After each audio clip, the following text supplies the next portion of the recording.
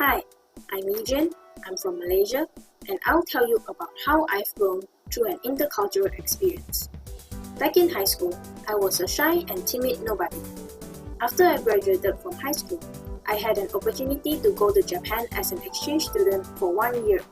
Basically, every exchange student would have a host family and a host school. The host family would provide food, shelter, and care, while the host school would take us in as their student.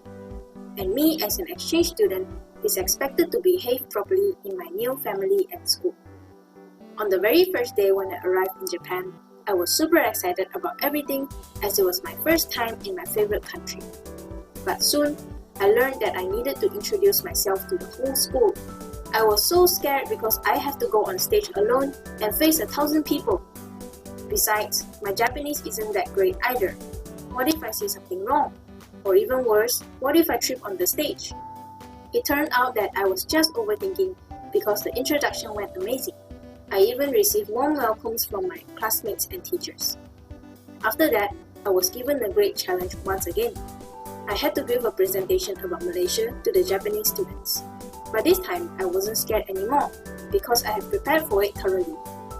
I also knew that the Japanese students were really supportive and they won't judge my Japanese skills. During the presentation, I was nervous at first, but as I kept going, I realized that presenting isn't that hard after all. After receiving many compliments and support from my audience, I began to gain confidence in my presenting skills. So, I decided to apply this confidence to everything I do.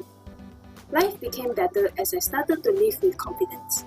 I continued gaining new friends, learning about Japanese culture, and sharing stuff about Malaysia to different people until it was the time to go back home. My year in Japan was an emotional roller coaster, but I learned so many things that I could ever hope for. I learned to cherish the good moments, and I learned to be more optimistic in the face of a disaster. Of course, the proudest moment was when I changed from being a shy and timid girl to a confident public speaker.